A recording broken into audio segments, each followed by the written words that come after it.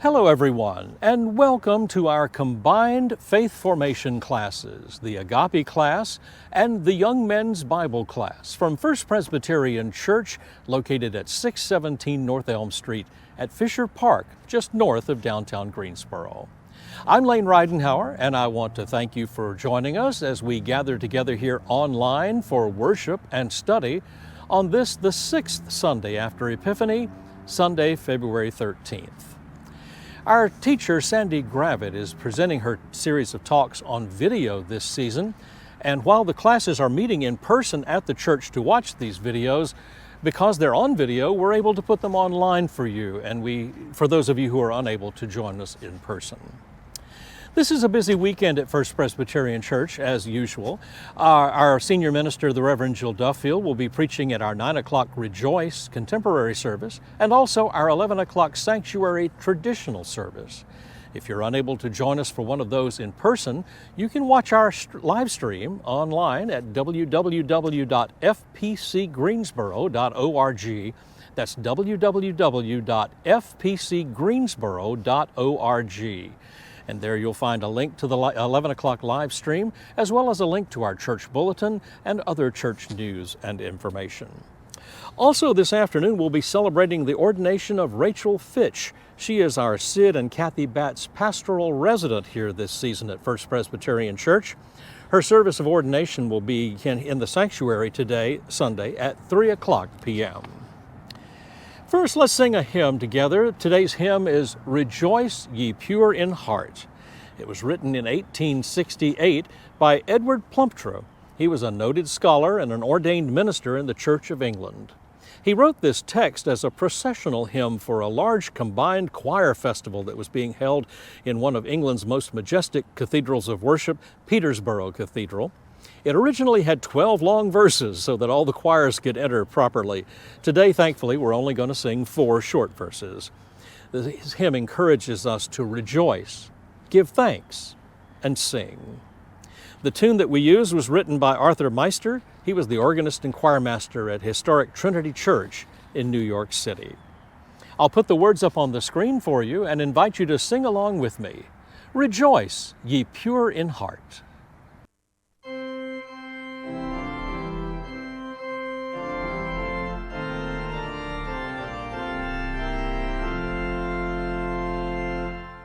Rejoice, ye pure in heart, rejoice, give thanks and sing. Your festal banner wave on high, the cross of Christ your King.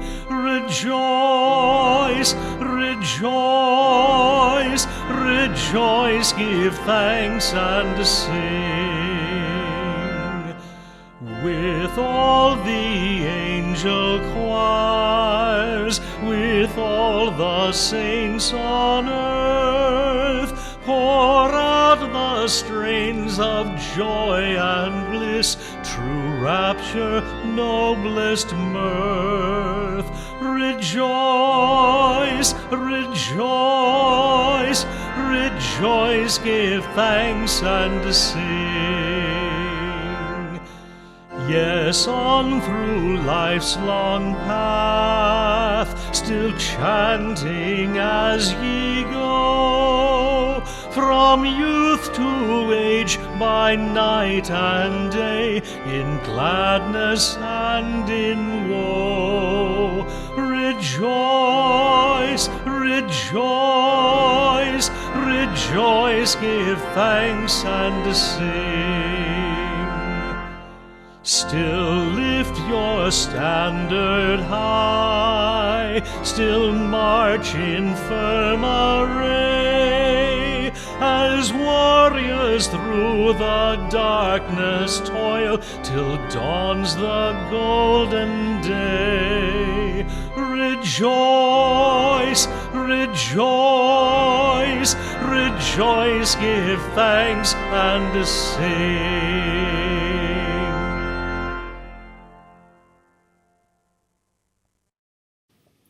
One of the most well-known stories about God and light comes in the book of Acts.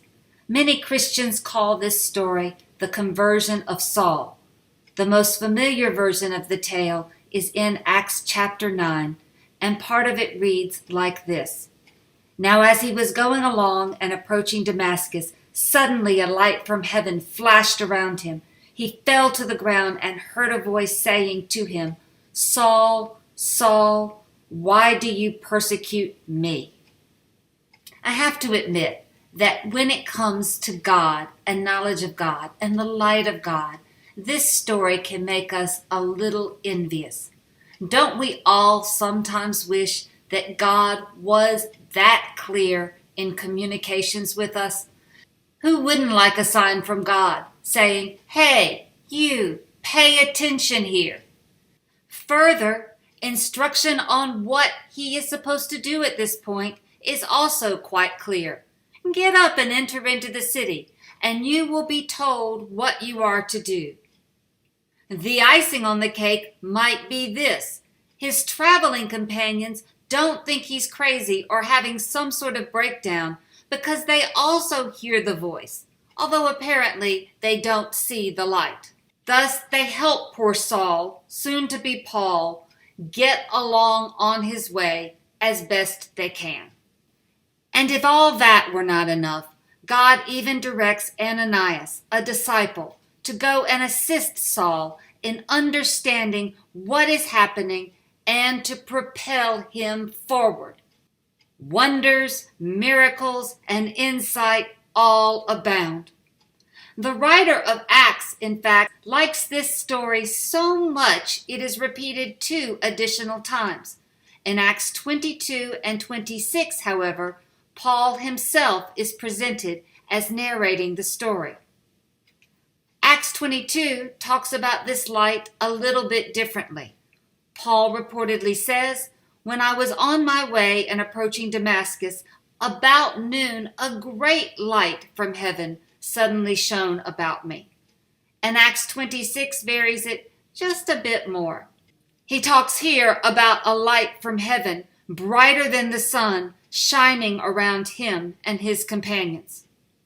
As I said before, no matter which version I read, when I finish, I often think, if only God were always so clear and plainly obvious, flashing or bright lights, voices, multiple witnesses, and people right there to move things along would be incredibly helpful to any of us in our journey of faith. As someone who spent some time working with people in the process of spiritual discernment, that is, trying to make choices about their life that are faithful to their understanding of who God is and what God wants of them, I can say I have never encountered anyone who got the whole package delivered with such clarity. Instead, more often, we are like the Orthodox teenager Eleazar in Elie Wiesel's autobiographical novel Night. When he is, at the outset of the text, seeking instruction in Kabbalah, his spiritual guide poses a question. Why do you pray? He asked me after a moment. Why did I pray? A strange question. Why did I live? Why did I breathe? I don't know why, I said, even more disturbed and ill at ease. I don't know why. What he is getting at here is that he is like most of us. We are often in a relationship with a God we don't fully understand, doing what is expected of us and following the norms we were taught, without ever really getting where it is we are heading or why we might want to go there. God might be, at best, an abstraction that we struggle to understand, or more commonly, a concept we hold where we can project our needs. It makes me wonder, is Saul, even with all the bells and whistles that the writer of Acts describes, really any different from us? Do we have to believe that he was literally blinded and heard voices in order to see God in a new way, in order to have a light dawn on him, and make changes in his life. And if he did have to have all of those things, what hope do the rest of us have? To explore these questions, I want us to go back not only into this story, but also into what else we might know about it. Here we have a couple of options. First, there is the book of Acts, composed as a story of the early church by the writer who also penned the Gospel of Luke. But we also have 7 of the 13 letters ascribed to Paul himself in the biblical tradition, those 7 being the ones that scholars have no doubt come from Paul's hand. That is 1 Thessalonians, 1 and 2 Corinthians, Galatians, Romans, Philippians, and Philemon. In brief, we have some of what Paul says about his own life and the hints he offers there about his journey. The way that the writer of Acts tells it, Saul is a Jewish Pharisee from the city of Tarsus, a city located on the southern Mediterranean coast in what today is Turkey. He further says that Saul was brought up in the city of Jerusalem at the feet of a rabbi named Gamaliel. I would note that Gamaliel is the grandson of the great Hillel, who was a figure of some stature in Jewish circles. But we only get one mention elsewhere in the entire Christian canon of Gamaliel, and that is in Acts 5.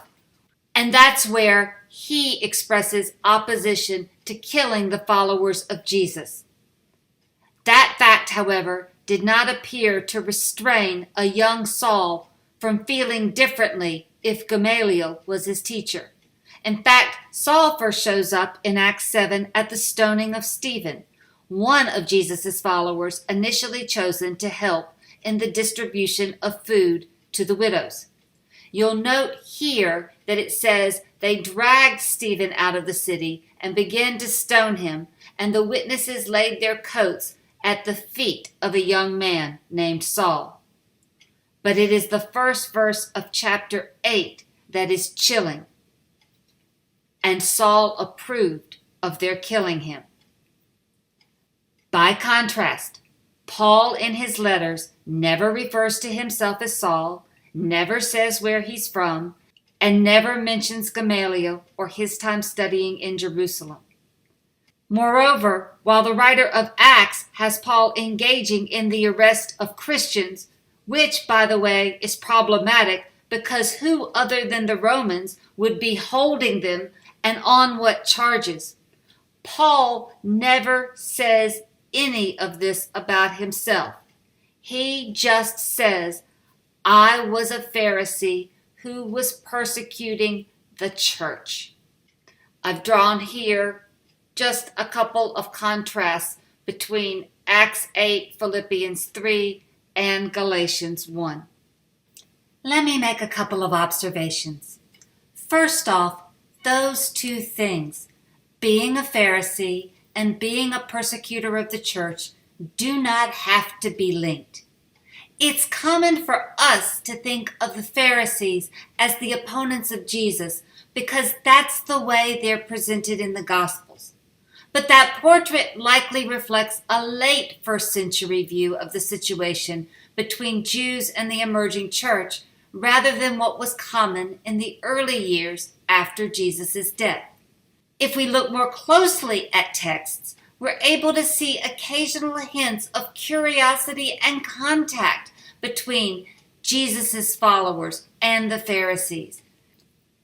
Think not only of Gamaliel, who is presented as testing out whether or not the message those followers are delivering is a message from God, but also consider that the writer of Acts presents the Pharisees as present at the Jerusalem Council, which was a conference among early church leaders trying to sort out how to incorporate Gentiles into the community.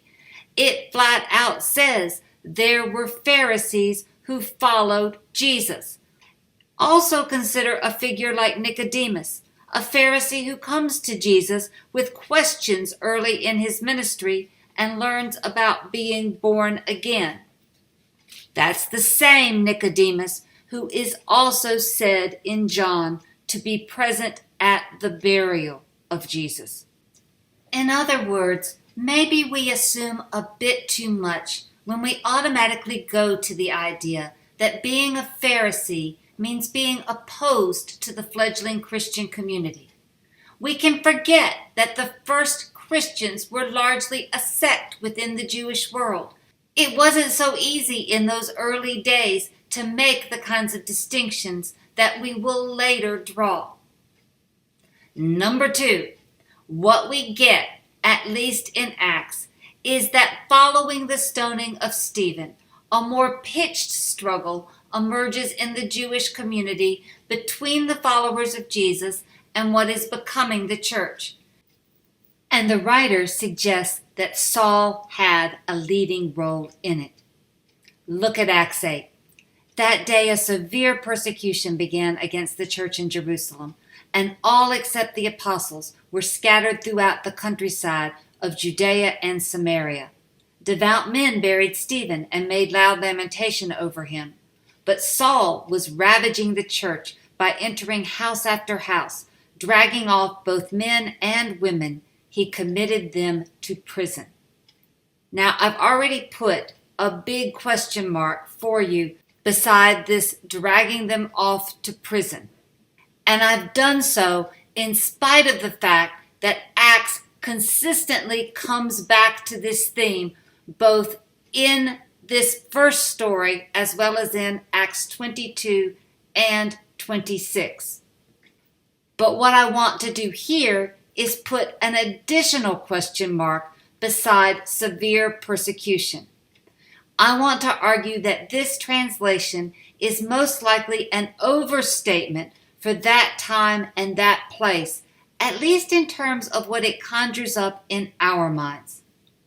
I'm not saying that the Christian community did not endure through some truly dangerous phases in its history, although the kinds of persecution that many of us conjure up in our minds was mostly local and sporadic from the mid-1st through the early 2nd centuries, and it becomes more widespread from the mid-3rd to the early 4th centuries. Given that, then what do we make of this phrase here, and how does it relate to who Paul was and to his experience of this light? Let me introduce you to this verbal system, both the noun on the top and the verb below. These words are not only put in the mouth of Jesus to ask Saul what he's doing, but it's also something that Paul employs in his own writing to talk about himself. When I think about that, I have to say, what does he mean? What is he saying is being done here? Because this word is often associated with hunting, hunting being an activity where one pursues something. And in the biblical corpus, this word system carries both positive and negative connotations. It's good, for instance, to go after some things with that kind of enthusiasm and energy. Romans 12:13, for instance, reads in the New Revised Standard Version, "Contribute to the needs of the saints. Extend hospitality to strangers." If you look at that literally, however, it says, be contributing to the needs of the saints, pursuing hospitality, the Greek word for hospitality meaning love of strangers. This pursuing hospitality is not at all something that you don't want to encourage. It is a positive attribute. It is what they are being asked to do. Thus, what should we be making of this negative? To get there, I need to make a third point, and it's a theological one. We have to account for the fact that the execution of Jesus was central to the Christian proclamation and story. Thus, when the community began to develop its identity, when the followers of Jesus were starting to think about who they were out in the world, It isn't surprising that they thought, we want to emulate our Savior, and thus they began to build a theology that said they were likewise pursued and persecuted. Paul himself makes this point frequently. You might recall from our study of 2 Corinthians this kind of language. 2 Corinthians 4, we are afflicted in every way, Paul says, but not crushed, perplexed, but not driven to despair, persecuted, but not forsaken, struck down, but not destroyed. You might recall his laundry list of things that he has had to endure, from imprisonments to floggings to being near death, to taking 40 lashes, to being beaten with rods, and the one time even being stoned. Or remember 2 Corinthians 12? I am content with weaknesses, he says, insults, hardships, persecutions, and calamities for the sake of Christ. For whenever I am weak, then I am strong. He picks up on a similar theme in Romans. We boast, he says, in our sufferings. We see a good deal of this kind of thinking in epistles such as 1 Peter, here in chapter 4. Rejoice, this writer says, insofar as you are sharing Christ's sufferings. Or, if you're reviled for the name of Christ, you're blessed. 2 Timothy chapter 3 puts it rather bluntly and directly. Indeed, all who want to live a godly life in Christ Jesus will be persecuted. I could keep going on with this theme. Go back to Acts 7. While they're stoning Stephen, the writer says he prayed for Jesus to receive his spirit, knelt down, crying out in a loud voice, Lord, do not hold this sin against them. And once he'd said that, he died. This writer is deliberately echoing what he has Jesus saying on the cross in the Gospel of Luke. Father, forgive them. They don't know what they're doing. Even more, go back to Acts 5. Just after Gamaliel steps in to prevent violence, this is what the writer says of the followers of Christ. As they left the council, they rejoiced that they were considered worthy to suffer dishonor for the sake of the name. How does this relate to what Paul says of himself? Well, if you go back to Galatians 1 and his description of his past, where he says, I was violently persecuting the church of God and trying to destroy it, I'm going to suggest that there may be a different way of reading it. I was surpassing or excelling in my pursuit of the church of God and was causing it havoc. Now, I'm not trying to be a defender of Paul. I'm simply attempting to point out that the theology of the followers of Jesus may shape the manner in which they tell their stories, because it shapes the way that they understand who they are in the world. And Paul doesn't escape that way of thinking, but he is not quite as dramatic in his telling about how he comes to think differently. There are no blinding or flashing lights in Paul's words. There aren't any voices from heaven.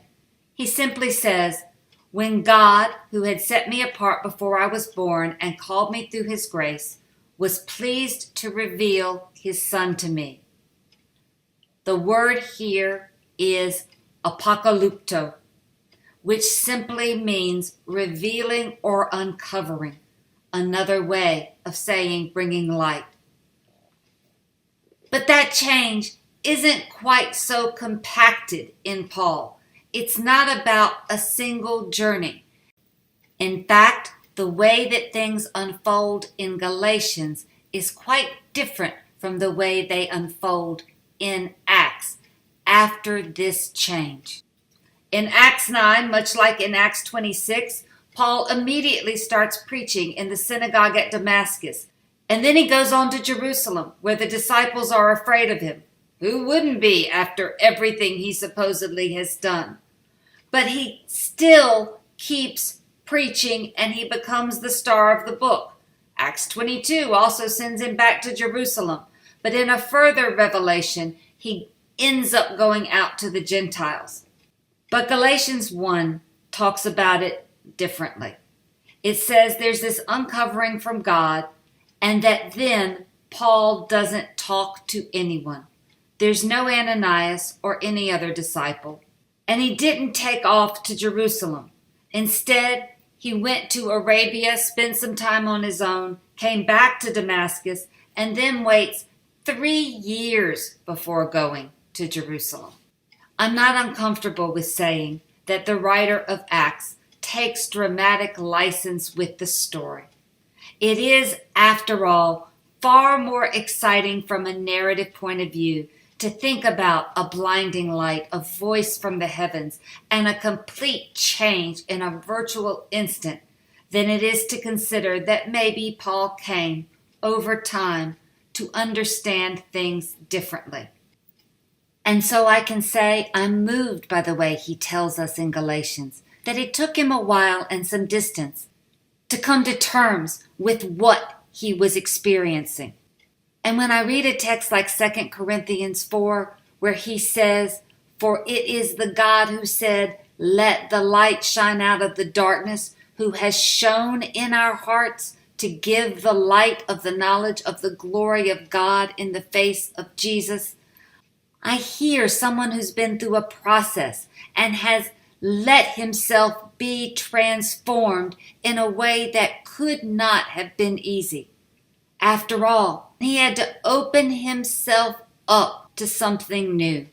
I don't think it's illogical at all to think that that change may have been more gradual than sudden.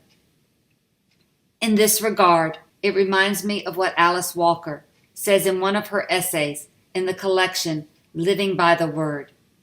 She writes about this growth process in a way that could speak directly to Paul's story. She says, "Some periods of our growth are so confusing that we don't even recognize that growth is happening. We may feel hostile or angry or weepy and hysterical, or we may feel depressed. It would never occur to us unless we stumbled on a book or a person who explained to us that we were in fact in the process of change, of actually becoming larger spiritually than we were before. Whenever we grow, we tend to feel it, as a young seed must feel the weight and inertia of the earth as it seeks to break out of its shell on its way to becoming a plant. Often the feeling is anything but pleasant. But what is most unpleasant is the not knowing what is happening, those long periods when something inside ourselves seems to be waiting, holding its breath, unsure about what the next step should be, eventually become the periods we wait for. For it is in those periods that we realize that we are being prepared for the next phase of our life, and that, in all probability, a new level of the personality is about to be revealed." I have to say, I find this way of thinking about Paul's story a bit more realistic and a bit more helpful than being blinded by a flashing light or suddenly surrounded by this bright noonday sun and turning on a dime. Maybe on the other side of insight, when the illumination has come and it all feels amazing, those dramatic metaphors might work. It might seem to us in retrospect that it all happened at once, or it might be easier to tell our story with a few flourishes. But I hope that when we think about the light of God in our lives, we don't miss that it sometimes is gradual and takes a lot of energy and effort to process. For me, that way of thinking about light is all the sweeter because it reminds us that we had to endure a lot of darkness to get there. Thank you again for your attention, and I look forward to continuing this series next week.